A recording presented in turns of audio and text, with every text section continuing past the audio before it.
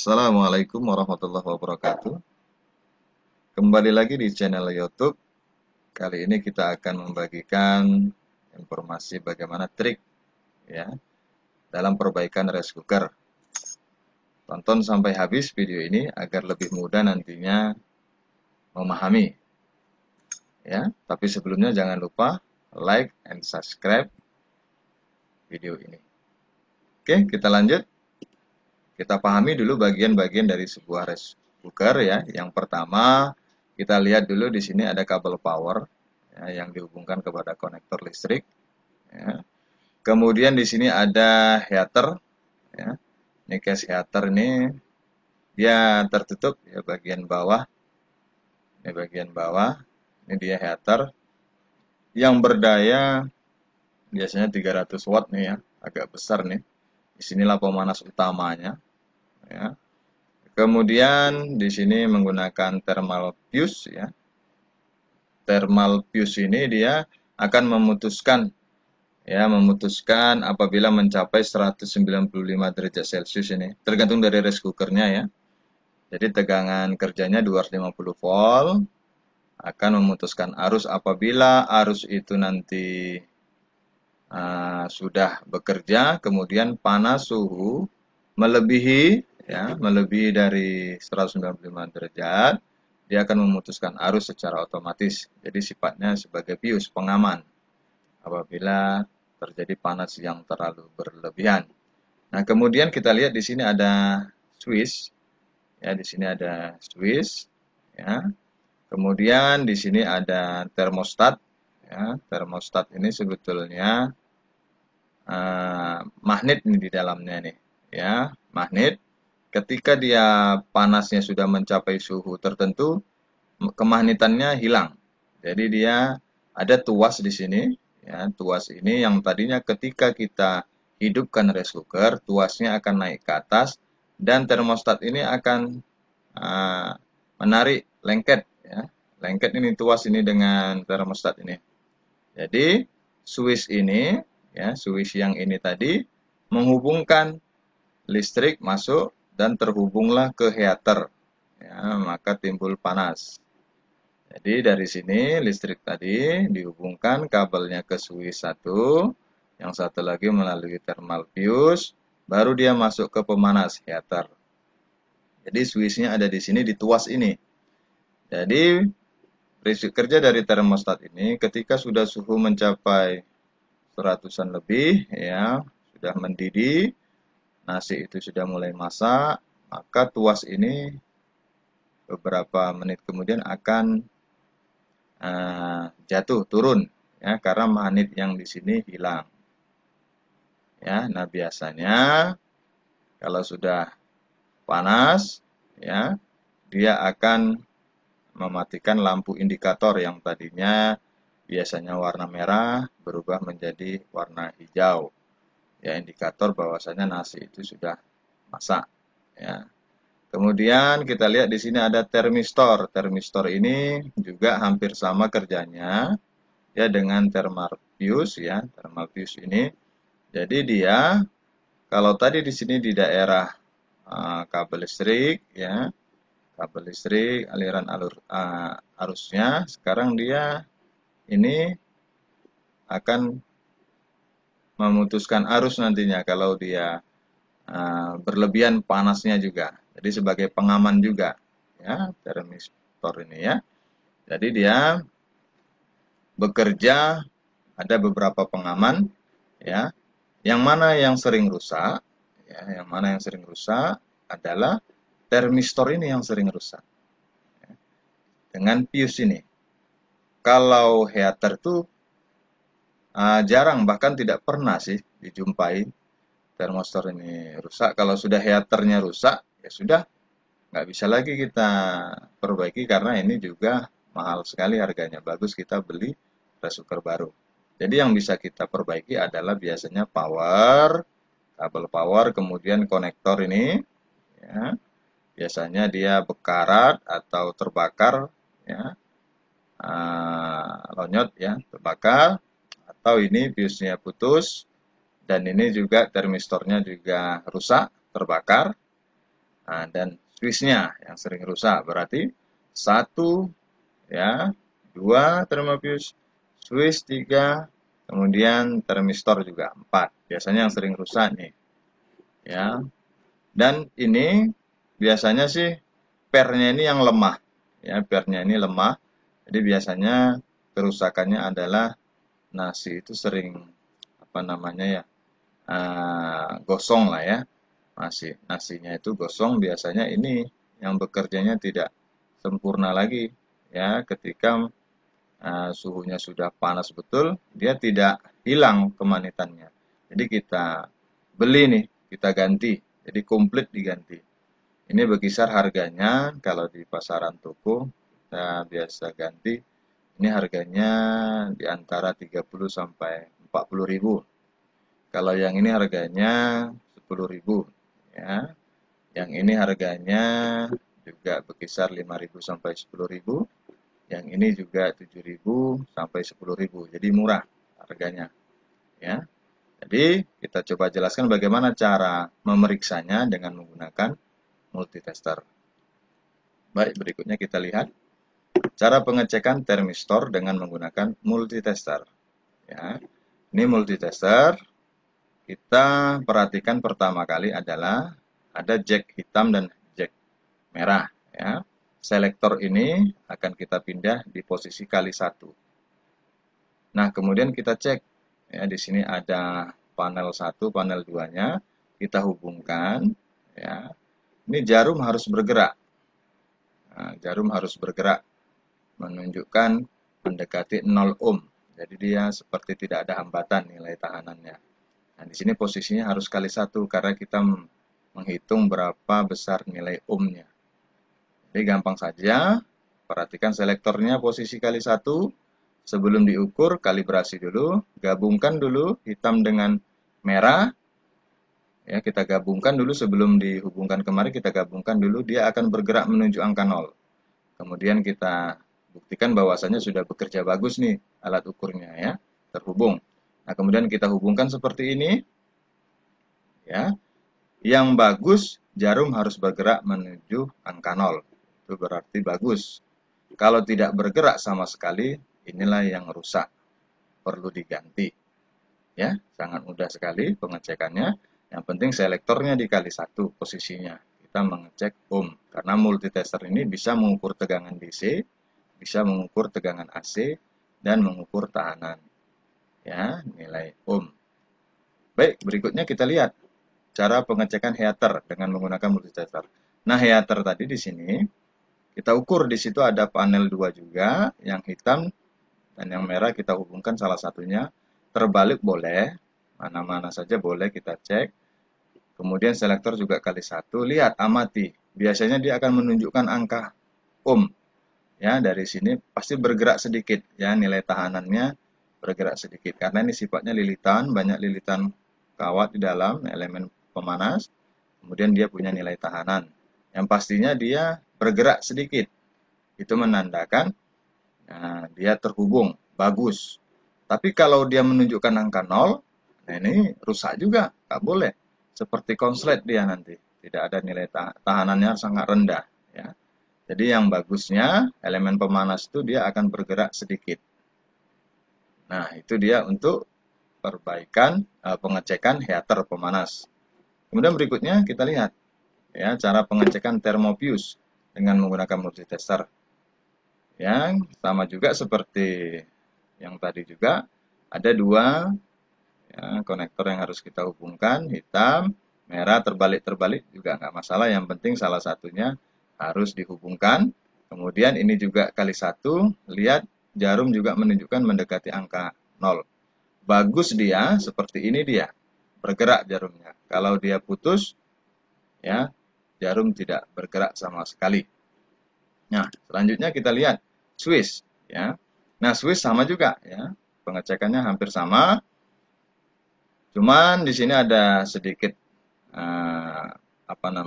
perbedaan. Switch ini kalau dia tidak ditekan, ya tidak ditekan, ada salah satu konektor ini terhubung dia. Ketika ditekan, yang ini jadi tidak terhubung, yang satu lagi jadi terhubung. Jadi ada 2 fungsi. Ya, ada tiga ini, konektornya ada tiga. Jadi yang satu utama di sini, ketika dia tidak ditekan, salah satunya ada yang terhubung. Ketika ditekan, yang ini jadi yang terhubung, yang ini jadi tidak. Bergantian dia. Nanti diperhatikan saja, ini bisa dibuka panelnya. Nah, ini biasanya sering rusak nih. Harganya 10 sampai 15 ribu. Bisa juga kamu servis dibuka, ya, tutupnya ini dibuka. Biasanya dia karat saja, dia kotor. Kita bersihkan dengan menggunakan eh, apa namanya, kertas pasir, ya, atau pakai obeng kecil, bisa juga dikikis karena di dalam tuh ada panel kuningan, ya, untuk menghubungkan. Nah, baik, selanjutnya kita lihat. Nah, ini bagaimana cara mengukur kabel power. Nah, ini juga sering rusak, ya, kabel power apapun jenisnya, untuk komputer bisa, untuk receiver bisa, ya. Yang pastinya seperti ini. Bagaimana cara memeriksanya? Yang satu harus kita hubungkan, yang satu lagi dihubungkan kemari. Ini harus bergerak, ya, harus bergerak. Nah, kalau yang ini dengan yang ini sudah bergerak, berarti jalur yang ini bagus. Kalau yang ini dengan yang sini tidak bergerak, bagus. Tidak bergerak, ya, karena kalau bergerak dua-duanya berarti short nih. Jadi ada yang konslet di sini. Jadi yang bagus harus satu ini bergerak, yang ini bergerak. Kalau merah ini dipindahkan kemari bergerak, berarti rusak. Jadi sebaiknya tidak bergerak. Jadi kalau ini bergerak, yang satu ini, ya, sebentar. Yang satu ini dipindahkan kemari, ya. Jadi yang ini pindahkan kemari, yang satu ini pindahkan kemari, dia bergerak. Nah, biasanya kerusakan yang sering terjadi adalah salah satu ini tidak terhubung, ya. Jadi listrik tidak sampai ke konektor dan ke pemanas, ya. Nah, jadi kalau mengeceknya dengan bantuan multitester kali satu, kita perhatikan jarumnya, cek aja salah satunya, ya. Yang ini kalau ini bergerak bagus, yang ini dengan yang ini harus bergerak bagus, ya. Biasanya kita hanya menggunakan yang dua ini, yang ini RD-nya jarang kita gunakan, yang tengah ini jarang digunakan. Jadi yang kita cek adalah kiri kanan, ini juga kiri kanan, tengahnya tidak difungsikan, ya, hanya cukup dengan dua panel ini saja. Oke, berikutnya kita lihat di sini, ya. Cara pengecekan termostat magnet tadi ini itu sama. Jadi kita beli ini komplit dengan pernya, ya. Biasanya dia pernya ini sudah lemah. Jadi ketika dia panas, ya, per ini tidak bekerja, menolak, ya, tidak bekerja, menolak. Jadi ini biasanya yang menyebabkan nasi itu masaknya gosong, ya, atau berbau.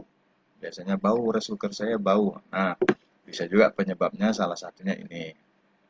Ada juga di dalam ini ada pendingin, namanya heater pinggang. Pinggang di sekitar keliling ini ada heater kecil juga yang sebagai uh, pemanas setelah sudah cookingnya, switch tuas ini turun, ya. Jadi dia hanya bersifat seperti apa namanya, uh, pemanasnya tidak terlalu panas betul, hanya menghangatkan saja, ya, hanya menghangatkan saja. Jadi magic jar sama magic comb, ya. Kalau magic comb itu dia ya sifatnya bisa masak nasi, kalau magic jar itu dia hanya menghangatkan saja. Jadi ini ada pemanas juga. Jadi mengeceknya sama juga seperti heater pemanas yang besar ini, harus bergerak dia, sedikit bergerak, ya. Nah, baik, mungkin itu yang dapat saya sampaikan. Mudah-mudahan bermanfaat bagi Anda semua, bisa memperbaiki rice cooker di rumah apabila ada masalah tanpa memanggil teknisi, ya. Nah, ini juga contohnya tadi, ya, termostat ini contohnya, ini bergerak menuju hampir angka 0. Ya, ini contoh dari termostat yang kita coba tadi, ya. Oke, semoga bermanfaat. Terima kasih.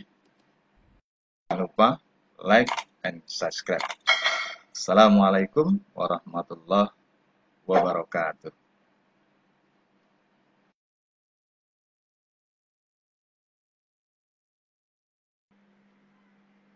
Assalamualaikum warahmatullahi wabarakatuh. Kembali lagi di channel YouTube Ricky Afriali.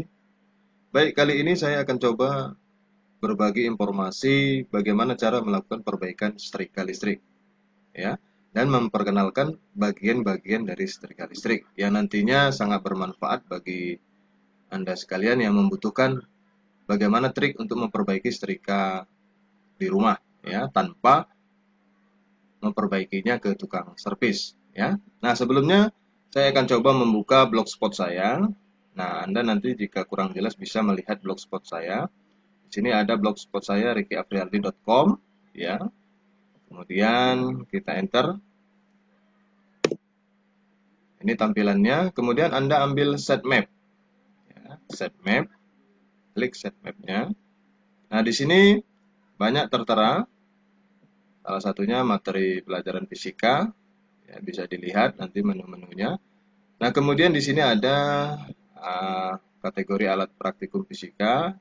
Saya input, masukkan di blog. Nah, kita fokus ke dalam kategori servis elektronik. Nah, di sini ada bagian-bagian, ya, artikel yang sudah saya bagikan, saya posting di blog. Kita fokus dengan khusus cara memperbaiki setrika listrik, ya. Kita buka.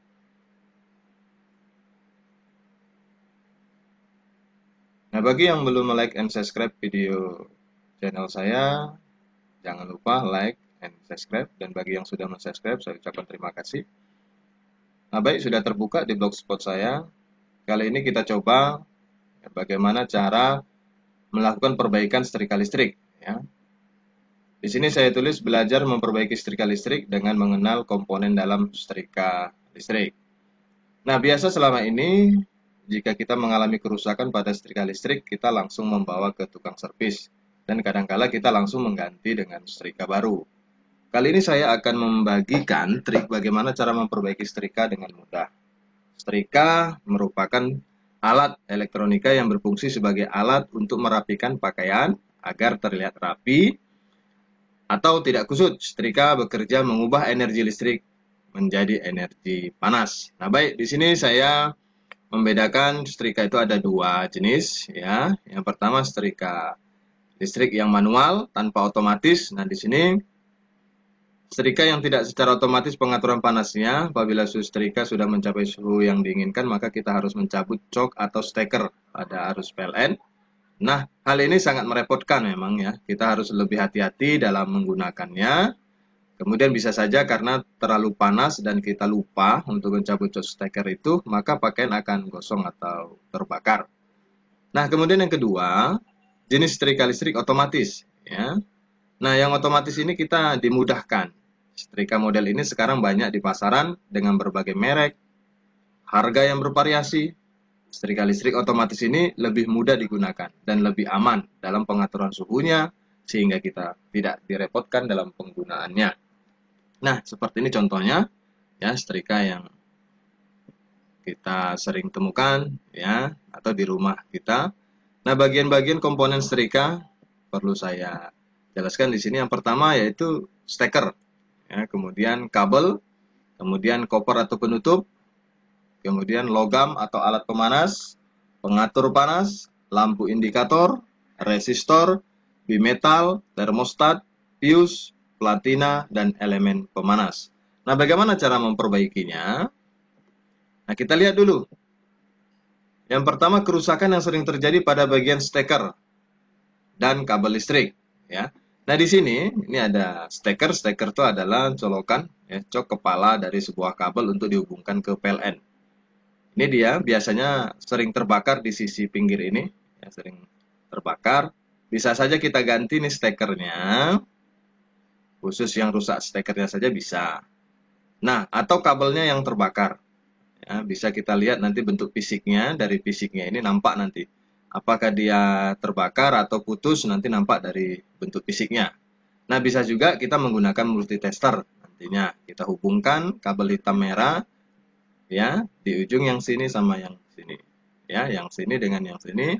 Jadi di posisi kali 1 untuk switch saklar di posisi ohm meter, ya. Nah, berikutnya kerusakan yang sering kita lihat di sini selain steker, kemudian kabel listrik, ya, ada juga kerusakan lain. Nah, kalau jika kerusakan ini terjadi, sebaiknya sih ganti baru, komplit saja. Ya, kita tidak repot lagi mengganti stekernya saja, tapi kita ganti yang komplit dengan steker dan kabelnya.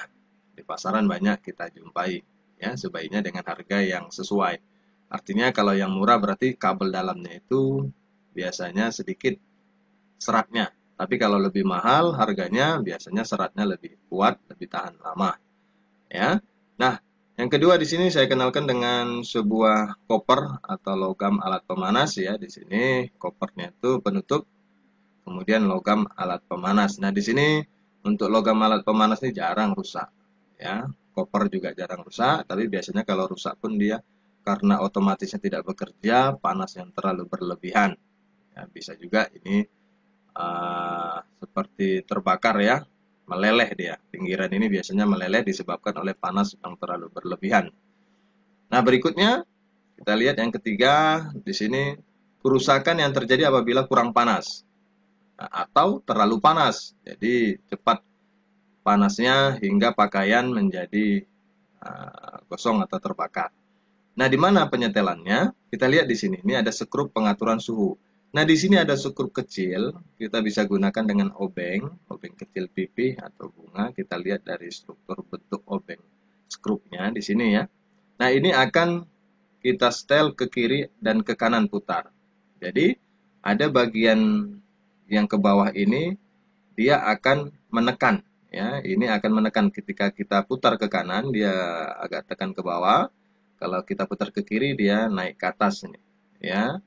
Di sini ada panel lurus ke bawah. Nah, ini akan mengatur pelat bimetal. Tekanan pelat bimetal.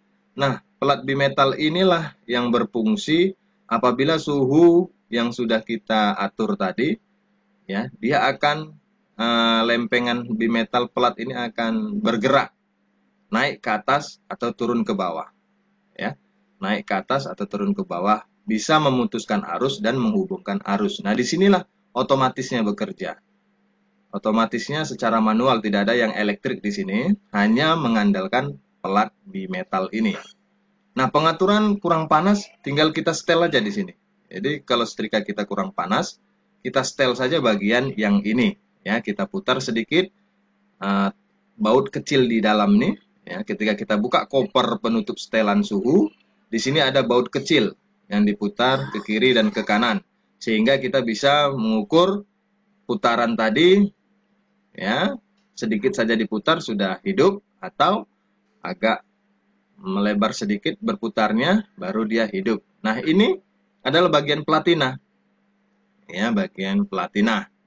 Nah, di sini platina ini apa sering kerusakan yang terjadi mati total, ya, tidak hidup bisa disebabkan bagian platina yang berkarat. Maka cara mengatasinya dengan membersihkan bagian platina dengan kertas pasir, dengan obeng pipih, dibersihkan bagian-bagian berkarat.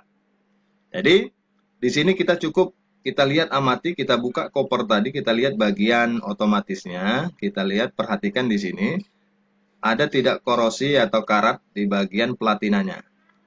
Sebaiknya kita bersihkan dengan kertas pasir. Nah, sering saya temukan kerusakan setrika itu di sini letaknya. Jadi, karena lama digunakan, kemudian kena panas terlalu tinggi, dan lama-kelamaan akan terjadi karat. Nah, disinilah yang sering terjadi mati total, kerusakannya di otomatis.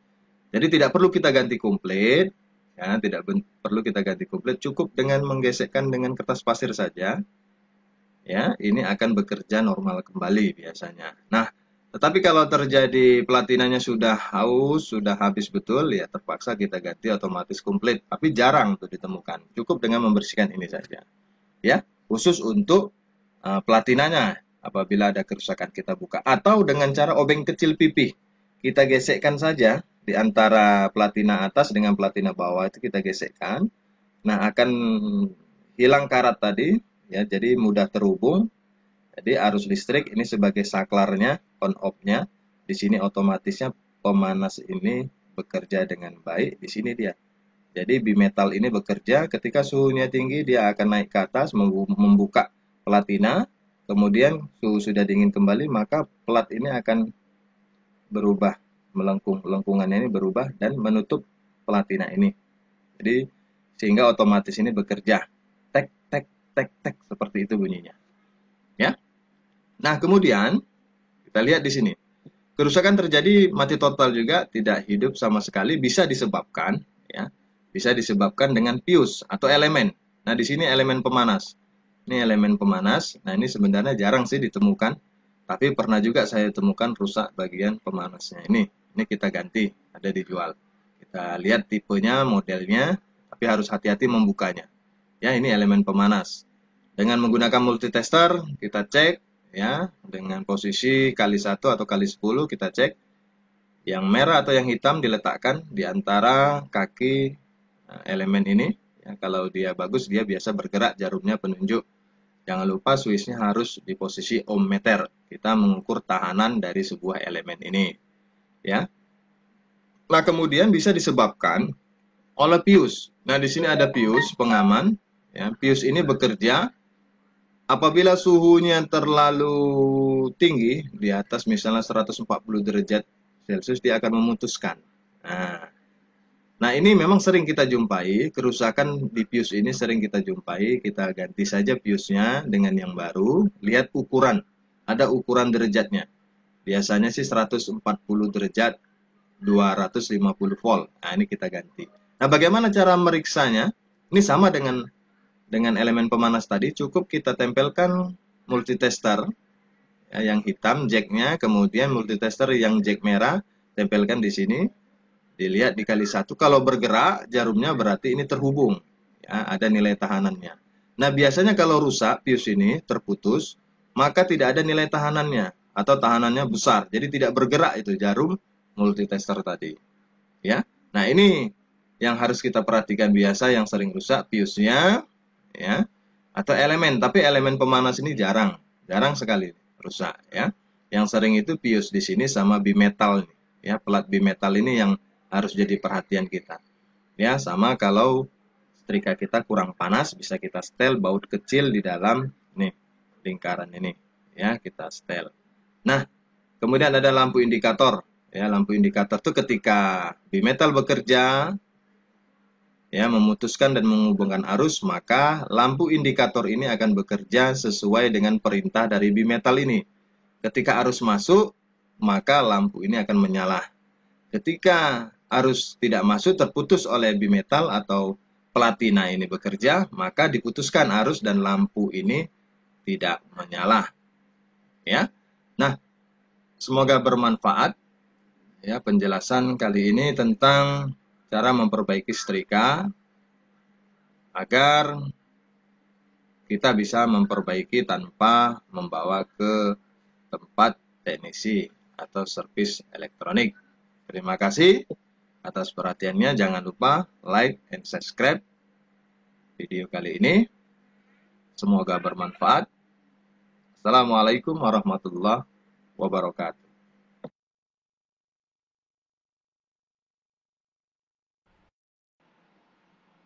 Assalamualaikum warahmatullahi wabarakatuh. Kembali lagi di channel YouTube Ricky Afrialdi. Kali ini saya akan coba memberikan video bagaimana cara melakukan perawatan dan perbaikan kipas angin air cooler. Ya, semoga bisa bermanfaat video kali ini. Bagi yang sudah mensubscribe, saya ucapkan terima kasih. Bagi yang belum, jangan lupa tekan tombol like and subscribe di channel YouTube saya. Nah, kita coba dulu lihat, amati bagian depan. Ya, bagian depan ini kipas angin yang merek Arashi. Ya, ini nanti sisi bagian udara yang keluar, ya, sisi depan. Nah, di sini nanti ada indikator air, apakah dia harus diisi kembali atau masih penuh. Ya, indikator air itu ketinggiannya ya. Nah, kemudian kita lihat bagian belakang. Nah, ini bagian belakang yang dilengkapi dengan filter.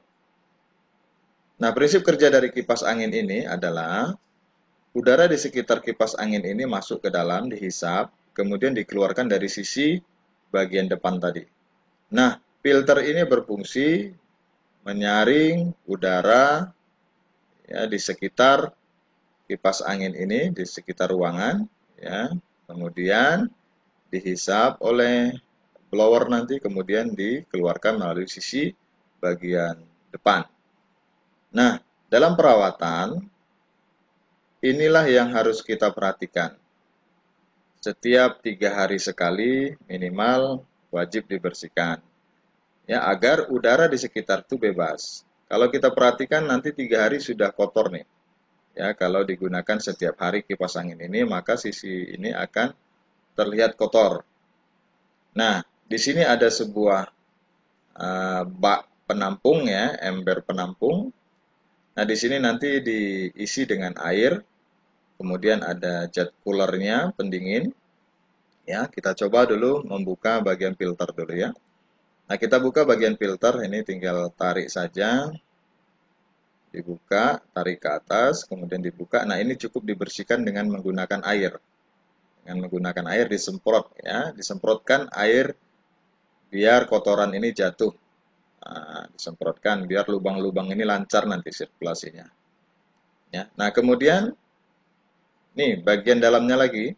Nah, ini adalah sirkulasi air yang tadinya nanti air yang di bawah ini akan naik ke atas, ya, naik ke atas melalui celah-celah ini.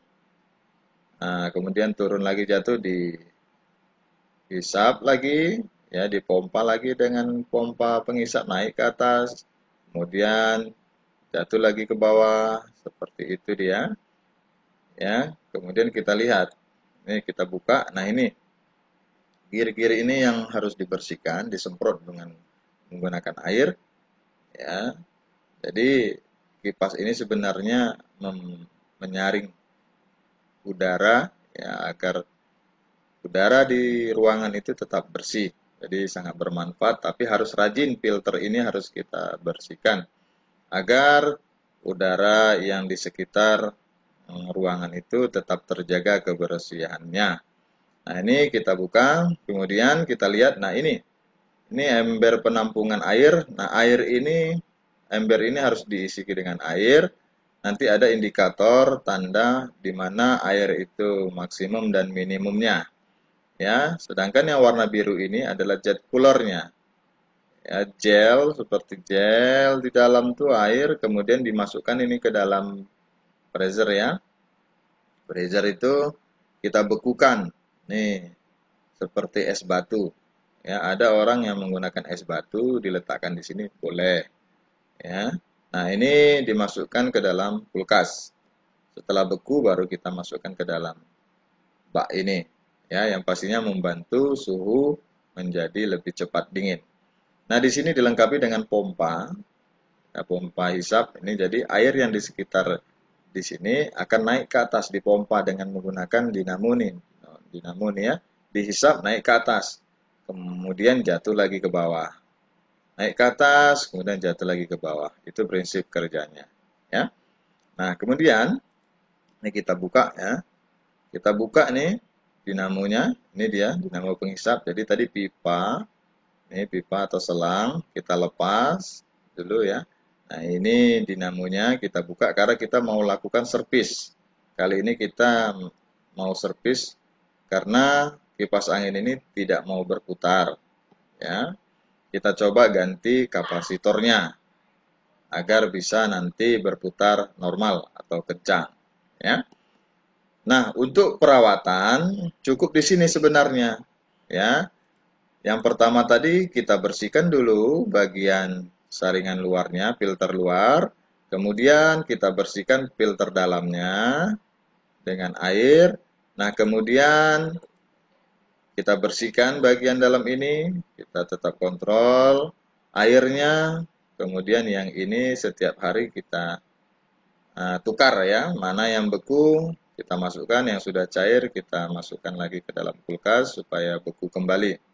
Itu saja untuk perawatan ya, untuk perawatan membersihkan setiap hari agar kipas angin ini kerjanya maksimal. Ya. Kemudian kita perhatikan untuk perbaikan. Ya, saat ini kipas ini agak lemah putarannya dan kadang tidak hidup sama sekali. biasanya penyebabnya adalah sebuah kapasitor. Ya, kita lihat di sini, kita buka ya, di sini ada baut, di sini juga ada, di sini juga ada, ya, kiri kanan tuh, di sini juga ada itu, di sini, di sini, di sini, di bagian bawah juga ada, bagian bawah ada 2, di sini ada 4, ya, bagian depan ini ada 4. Nah, ini kita buka semua. Dinamo tadi sudah kita lepas, ya. Jadi ini bak penampung air ini sudah kita lepaskan, bisa dilepaskan. Nah, kita bukalah areal bagian belakang ini bautnya, ya, dengan menggunakan obeng. Ya. Nah, kali ini saya cukup menggunakan tang, kemudian obeng panjang, ini dia. Kemudian multitester, kemudian ini ada lampu pengaman. Lampu pengaman ini sebetulnya apabila terjadi short hubung singkat, ini maka akan menyala. Apabila ada korslet di dalam, ini lampu indikatornya akan menyala. Ya. Nah, kita lanjut. Nah, ini setelah kita lakukan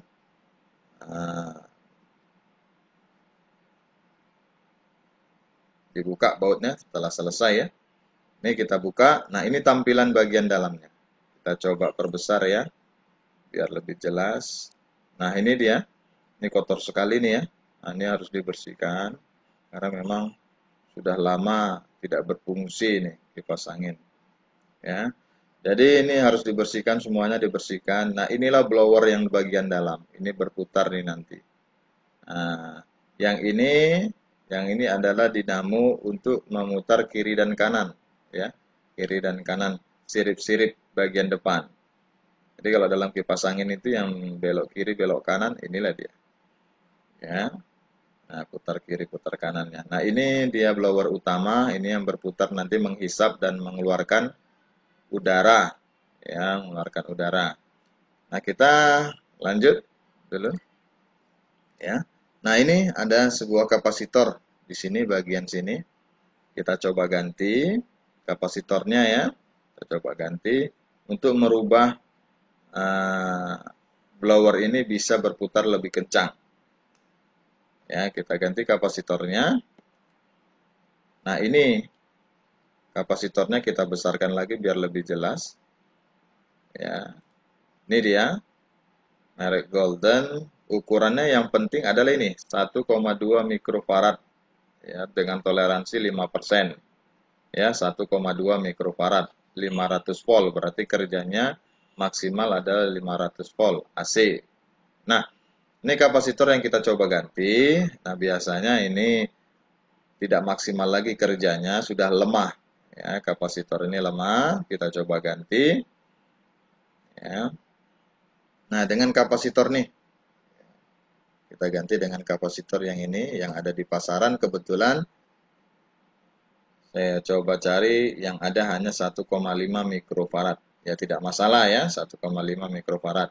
Yang penting tidak begitu terlalu jauh dari 1,2. Tapi kalau dia 2 mikrofarad yang kita ganti itu terlalu tinggi.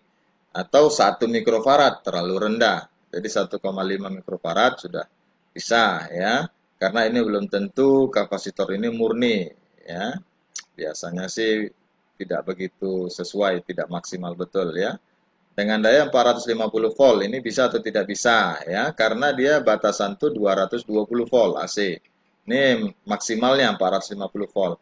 Karena yang tadi kan bekerjanya 500 volt. Boleh enggak? Boleh ya, tidak jadi masalah.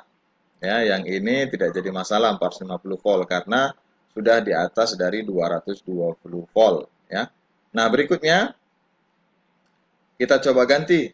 Nah, kabel tadi kita lepas, putuskan, kemudian kita sambung kembali, kita ganti kapasitor yang lama dengan kapasitor yang baru. Kemudian kita baut tempat dudukannya, di sini posisinya, ya. Nah, sampai sini kita sudah lakukan uji coba, ya. Kita lakukan uji coba dan berhasil, ya, dan berhasil. Nah, ini contoh sebuah blower. Ini kiri kanan, penggerak kiri kanan sirip ya, bukan utamanya ini. Jadi kapasitor tadi berfungsi untuk yang ini ya, putaran blower yang ini. Jadi yang utama di sini motornya. Jadi ini putarannya lebih kencang gitu ya. Sedangkan motor yang ini dia pelan untuk menggerak sirip kiri ke kanan, jadi mengarahkan arah udara atau angin. Sementara yang ini berfungsi untuk menghisap udara luar, kemudian dikeluarkan kembali di bagian sisi depan. Nah, ini prinsip kerjanya sama dengan AC. Ini sama dengan blower dalamnya. Di sini bagian kipas bagian dalam AC. Seperti ini juga sama sirip-siripnya. Ya, AC pendingin, air conditioner. Kemudian kita lihat berikutnya, ya. Nah, ini sama tadi kapasitornya sudah terpasang, ya. Nah, selanjutnya kita tutup kembali, ya. Kita juga sudah tes tadi kapasitornya ternyata bekerja, sehingga blower tadi ini sudah berputar, ya. Blower yang ini sudah berputar. Jadi cukup dengan mengganti kapasitor maka bekerja dengan normal kembali, ya. Nah, berikutnya seperti biasa kita tutup kembali, ya. Nah, ini hasilnya, ya. Kebetulan ini dalam bentuk foto. Kalau bentuk video, ini nampak nih pergerakannya. Ini dia adalah menu-menu dan ini ada level kecepatan speednya, ya, 0,1. Nah, di sini sudah bekerja, ya.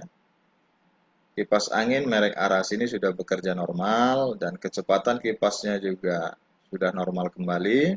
Kita sudah bersihkan bagian filternya, bagian belakang. Nah, udara yang masuk dari bagian belakang dikeluarkan melalui bagian depan ini. Jadi sirkulasi udaranya sudah lancar, blowernya juga kecepatannya sudah normal, maka kipas angin Arasi ini sudah bisa kita gunakan dengan maksimal putarannya. Oke, terima kasih sudah menonton video channel saya. Semoga bermanfaat, ya. Jangan lupa like and subscribe video kali ini dan klik tombol lonceng agar bisa menerima notifikasi video-video terbaru servis elektronik dari saya. Terima kasih. Assalamualaikum warahmatullahi wabarakatuh.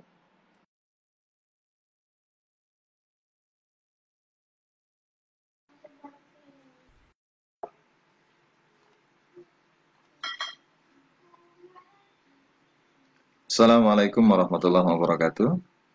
Kembali lagi di channel YouTube. Kali ini saya akan menjelaskan bagaimana cara menggunakan multitester analog. Apa itu multitester analog? Adalah multitester yang menggunakan jarum penunjuk, memberikan keterangan, ya, nilai yang kita akan ukur. Jadi dia menunjukkan jarum penunjuk pada skala multitester. Nah, kita lihat di sini ada sebuah multitester dengan merek Helles. Ya, tapi sebelumnya jangan lupa like and subscribe serta klik tombol lonceng untuk mendapatkan notifikasi video terbaru dari saya. Baik, kita lanjutkan. Nah, pertama, untuk mengawali mengetahui dan cara menggunakan multitester ini, sebelumnya sebaiknya kita mempelajari dulu bagian-bagian dari multitester.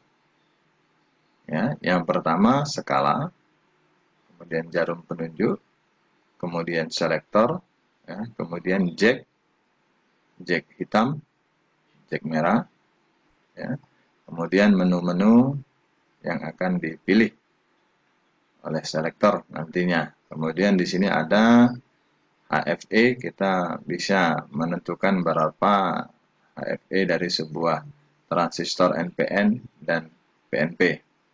Nah, kemudian di sini ada adjust, di sini ada setelan untuk menentukan agar pada saat mengukur resistor itu kita lakukan kalibrasi supaya jarum ini ketika jack merah dan jack hitam dihubungkan, maka jarum akan menunjukkan tepat di angka 0 di sini, ya. Ini tombol adjust-nya ada di samping sini. Nah, Sebelumnya kita akan coba mengukur sebuah nilai resistor bagaimana, ya. Mengukur sebuah resistor, kita lihat ya, biar lebih jelas lagi. Nah, pada saat mengukur sebuah resistor, kita menggunakan selektor yang ini, ya. Tombol yang putih ini, angkanya ada nilai simbol ohm, berarti menu ini, selektor ini, bagiannya adalah untuk mengukur sebuah resistor. Nah, perhatikan, kita menggunakan selektor kali 1, kali 10, kali 100, itu merupakan nilai resistor yang rendah.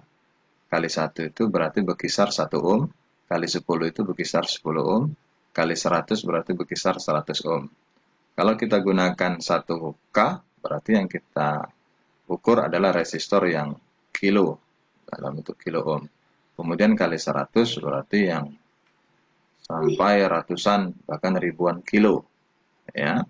Nah, di sini harus kita perhatikan terlebih dahulu, sebelum pengukuran, kita harus mengkalibrasi dulu, ya, mengkalibrasi, karena untuk mengukur resistor kita butuh kalibrasi agar jarum penunjuk itu tepat nanti di angka 0 apabila jack merah dengan jack hitam dihubungkan.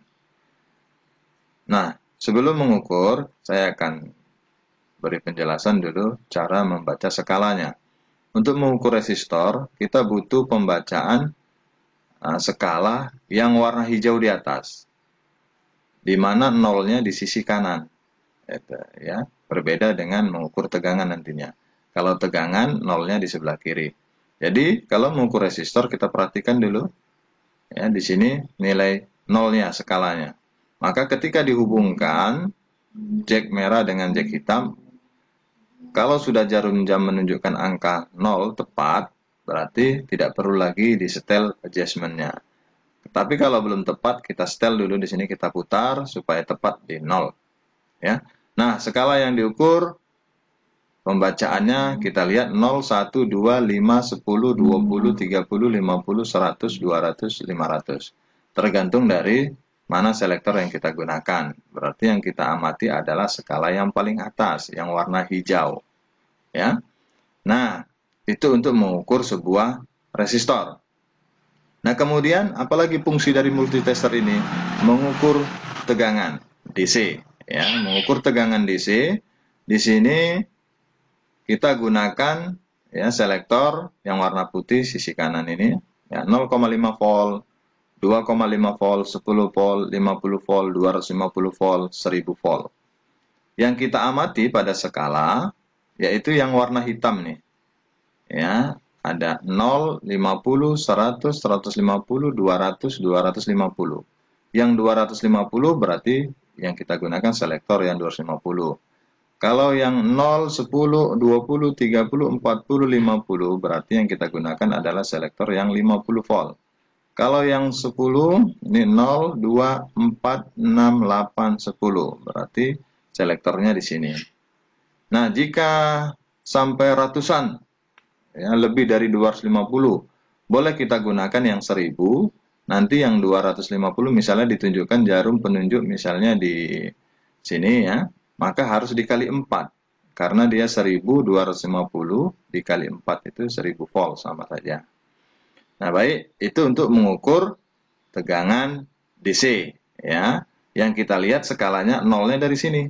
Nah, nolnya dari sini.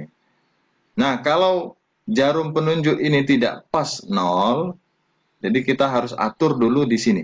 Ini ada setelan, kita gunakan obeng minus, ya, untuk memutar, untuk menempatkan jarum ini tepat di skala 0. Ya. Kalau tadi untuk menempatkan skala 0 untuk mengukur resistor, dia menggunakan setelan adjustment yang di sini. Nah, kemudian kita perhatikan untuk mengukur tegangan AC. Nah, tegangan AC ini harus lebih hati-hati. Ya, tegangan AC, ini tegangan tinggi, sama dengan mengukur DC tadi. Skala yang kita lihat adalah yang 0, 50, 100, 150, 200, 250. Ya. Kemudian 0, 10, 20, 30, 40, 50. Kemudian 0, 2, 4, 5, 8, 4, 6, 8, 10. Jadi sesuai yang di sini. 10, 50 berarti yang kita baca skalanya di sini mempermudah. 50 yang ini kita lihat. Kemudian 250 yang ini yang kita lihat urutannya. Nah, jadi inilah ya yang harus kita ketahui sebelum melakukan pengukuran. Nah, kemudian kita lihat untuk mengukur besar arus listrik ya. Arus listrik di sini yang kita ukur adalah arus listrik DC, bukan AC ya, DC miliampere. Jadi di sini DC miliampere, yang kita perhatikan sama saja dengan yang tadi ya, skalanya adalah yang ini yang warna hitam, tinggal kita sesuaikan saja. Ada 500 miliampere, 25 miliampere, ada 2,5 miliampere dan 100 mikroampere ya, atau 0,1 miliampere. Nah, yang kita amati, yang kita perhatikan yang ini ya. Nah, untuk mengukur tegangan dan arus tidak perlu kita mengkalibrasi ya, tidak perlu mengkalibrasi. Hanya mengukur resistor saja kita membutuhkan kalibrasi. Nah, khusus untuk mengukur arus untuk DC miliampere, jack yang ini yang negatifnya harus kita pindahkan kemari. Ya, yang negatifnya harus kita pindahkan, atau jack hitam kita pindahkan kemari. Tapi kalau untuk mengukur resistor tegangan cukup di COM sini negatifnya. Kemudian positifnya dihubungkan kemari. Karena ada keterangan untuk tegangan atau ohm positifnya di sini. Ya. Kemudian kalau untuk mengukur DC, di sini dia miliampere, maka yang ini pindah kemari. Ya. Nah, ini untuk mengukur tegangan. Nah, sekarang kita mau mengecek HFE ya, penguatan sebuah transistor. Kalau jenis NPN itu berapa? Tinggal kita lihat di sini ada kaki ya, kaki kolektor, basis dan emitor. Ya, di sini ada emitor, basis dan kolektor. Karena kaki transistor itu ada 3 ya, sebagai kolektor, sebagai basis, sebagai emitor. Kolektor itu pintu keluar, basis itu pengontrolnya, kemudian emitor itu pintu masuk sebagai pintu masuk. Jadi sebuah transistor bisa kita lihat HFE-nya itu berapa dengan menggunakan multitester juga. Jadi kegunaan sebuah multitester ini kenapa dikatakan multi? Dia bisa sebagai ohmmeter, bisa sebagai amperemeter, bisa sebagai voltmeter, dan bisa sebagai pengguna HFE transistor. Berarti kegunaannya ada 4 ya. Mengukur resistor, mengukur besar arus, mengukur tegangan, dan mengukur HFE ya, sebuah transistor. Nah, mudah-mudahan bisa memudahkan ya, nah Didi atau teknisi memahami ya, memahami menggunakan sebuah alat ukur multitester. Kenapa dikatakan multitester? Karena multi ya, bukan 3 in 1, berarti 4 in 1, 4 fungsi dalam satu alat ukur. Ya. Demikian, semoga bermanfaat. Terima kasih. Salam sukses luar biasa. Assalamualaikum warahmatullahi wabarakatuh.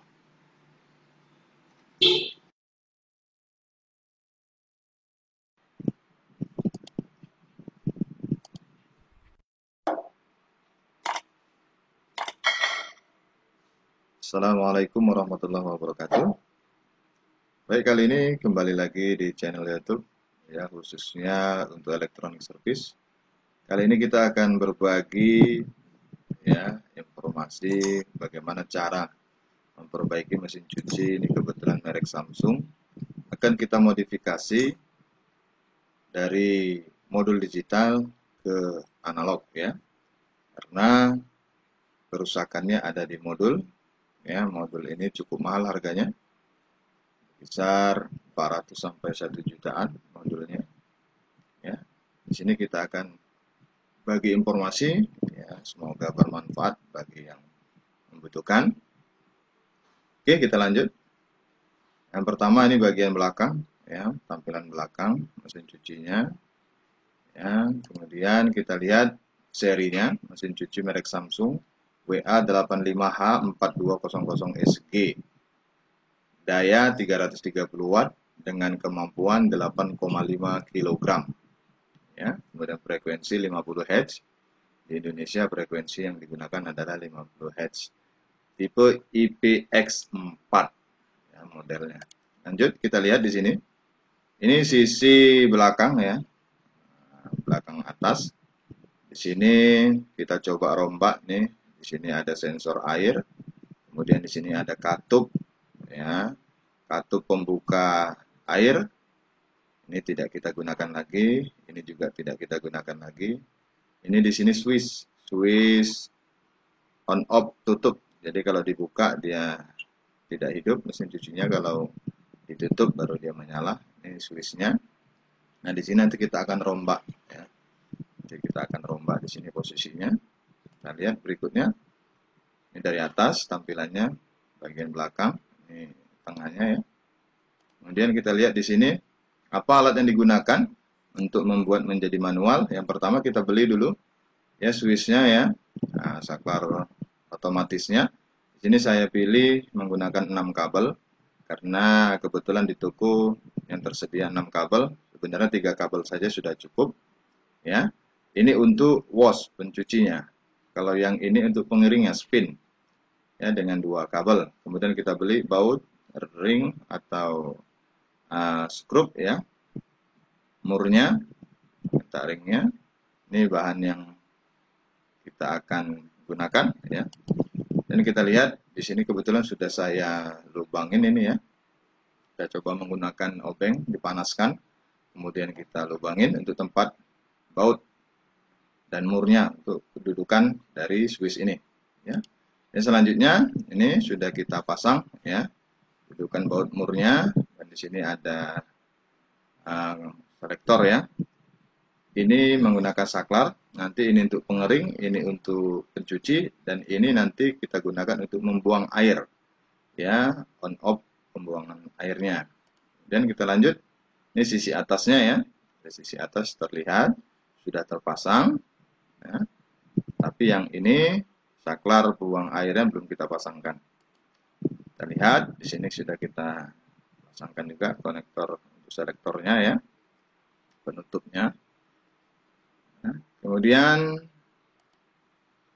kita buat lubang untuk dudukan saklar ya, kita lubang di sini, kemudian kita pasang ya. Ini tampak dari atas. Kemudian kita lihat, oke, maaf, terlewatkan tadi. Nah, ini sudah terpasang on off. Jadi di sini ini pencuci, kita buang airnya, kemudian kita keringkan ya. Nah, kemudian ini sisi depan modul.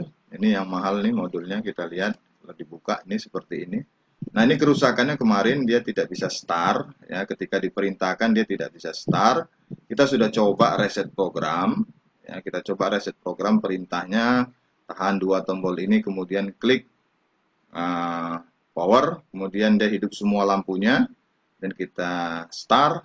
Ternyata setelah direset tidak juga berfungsi normal. Jadi akhirnya pertimbangan dari pemilik ya mesin cuci ini, kita coba tawarkan untuk kita rubah modul elektroniknya ya, pengaturan kontrolnya ini kita rubah secara manual, dan dia bersedia untuk merubahnya ya. Kemudian selanjutnya kita lihat, nah di sini ada 4 kabel ya, ada merah, kemudian ada biru, ada hitam, dan ada kuning. Nah, ini kabel ini turun ke bawah untuk ke motor ya, untuk ke motornya. Nah, di sini kita coba hubungkan ya, kita rombak. Ini tidak menggunakan modul lagi, kita putus kabelnya yang ke modul, kemudian kita hubungkan 4 kabel ini ya, yang 3 kabel untuk motor, yang satu lagi ya itu untuk pembuka katup airnya ya. Nah, kita coba berikutnya. Nah, di sini nampak ya, yang tadi kita sudah pasang ya, kemudian kita hubungkan kabelnya, mana bagian-bagian untuk pencucinya ya, pencucinya, kemudian mana untuk bagian pengeringnya ya, kemudian bagaimana cara supaya terhubung seri dengan switch ini ya, switch ini. Nah, selanjutnya kita lihat di sini. Nah, yang kabel ini kuning ya, kuning, merah, kemudian biru. Yang utamanya sentralnya adalah kuning. Kuning ini kita hubungkan langsung ya. Kuning ini kita hubungkan langsung ke sumber listrik. Sedangkan yang merah dan biru ya, merah dan biru ini kita hubungkan melalui selektor karena nanti akan terjadi putar kiri dan putar kanan pada pencuci. Misalnya ini kuning dengan merah berarti mutarnya ke kiri contohnya. Kemudian kuning ke biru mutarnya ke kanan. Jadi perubahan. Switch ini yang merubah ya, switch ini yang merubah saklar itu menjadi putar kiri dan putar kanan. Nah, kemudian kita hubungkan ini spin ya, kemudian kita hubungkan spin selektornya. Dua kabel ini kita hubungkan ke yang hitam. Yang hitam satu dan yang satu lagi ke sumber arus ya, sumber arus PLN. Jadi dia ini tersendiri ya. Ada motor di bawahnya itu untuk pembuka katup air buangan.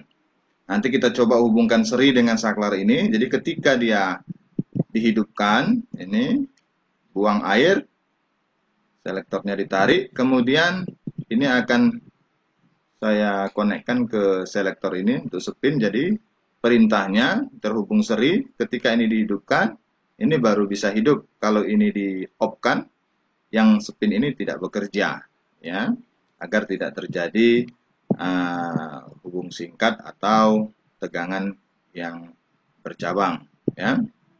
Kemudian sebagai pengaman juga bisa. Kemudian selanjutnya ya, nanti kita coba ini juga harus dihubungkan kemari switch penutupnya ya. Kita lihat di sini. Nah, ini ya, ini modul yang di depan. Konektor kabelnya kita cabut semua, ya, kita coba cabut semua agar tidak terhubung, agar tidak terjadi masalah nantinya. Bagusnya kita buka semuanya ya. Dimana yang ini AC-nya, yang ini pengaturan motor, ya, dua ini, yang ini sensor, sampai sini sensor bekerja dan ini tidak kita aktifkan lagi, ya. Nah, kemudian kita cek dengan menggunakan multitester ya, apakah pemasangannya sudah benar atau tidak. Kita menggunakan multitester untuk meriksanya ya. Nah, ini. Kemudian selanjutnya kita lihat, nah ini lebih jelas nampak dia. Ya, kita coba, kemarin kita coba tes ya sebelum dirapikan. Ini langsung ke sumber tegangan, yang ini nanti akan dihubungkan ya ke switch. Nah, jadi kuning, merah, biru itu adalah kabel motornya. Ya, utamanya adalah kuning. Jadi ketika dihubungkan switch itu merah dengan kuning mutar ke kanan, ya. Kemudian biru dengan kuning mutarnya ke kiri. Nah, yang hitam ini adalah kabel ya, kabel untuk motor pembuangan. Ada motor pembuangan ya, AC juga. Jadi nanti yang ini dengan yang ini akan membuka katup ya. Nah, selanjutnya kita lakukan uji coba nih ya. Nah, kita lakukan uji coba. Ternyata benar sudah berputar ke kiri dan ke kanan. Tinggal menghubungkan secara seri agar ketika tutup ini dinaikkan ya, tutup mesin cuci yang dari depan ini dibuka, maka menghentikan semua proses di sini ya, apakah dia mengeringkan atau mencuci. Ketika dibuka kemudian terhenti dia ya, kita hubungkan seri. Nah, ini nampak jelas ya, ini kabel-kabel konektornya. Kemudian kita lihat, nah di sini kita pasang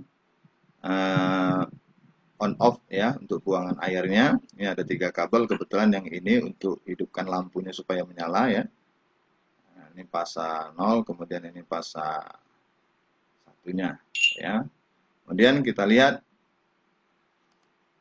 berikutnya, ini kita sudah coba seri, hubungkan seri ya, supaya segala sesuatu pengarusan semuanya terhubung sentral di sini.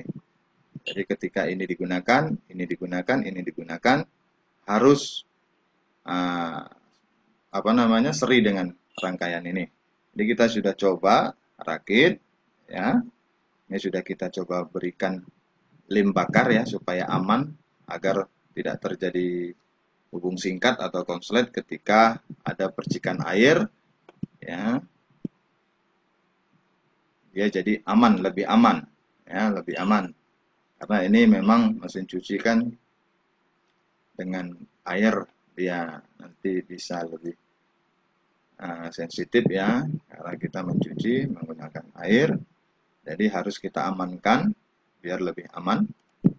Dan kita lihat di sini, ya. Nah inilah dia setelah sudah kita lakukan finishing, perapian kabel, ya. Jadi terlihatlah yang tadi modulnya ini berfungsi, sekarang tidak berfungsi lagi, ya.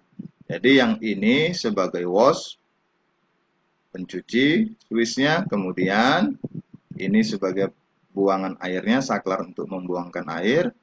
Kita hidupkan on, nanti di sini akan menyala lampu.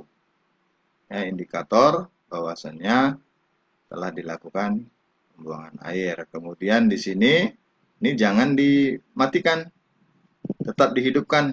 Ya, tetap dihidupkan karena katup pembuangan itu harus terbuka terus di saat mengeringkan. Ya, baru perintahnya ini kita hidupkan. Jadi akan terjadi pemutaran untuk mengeringkan pakaian, ya.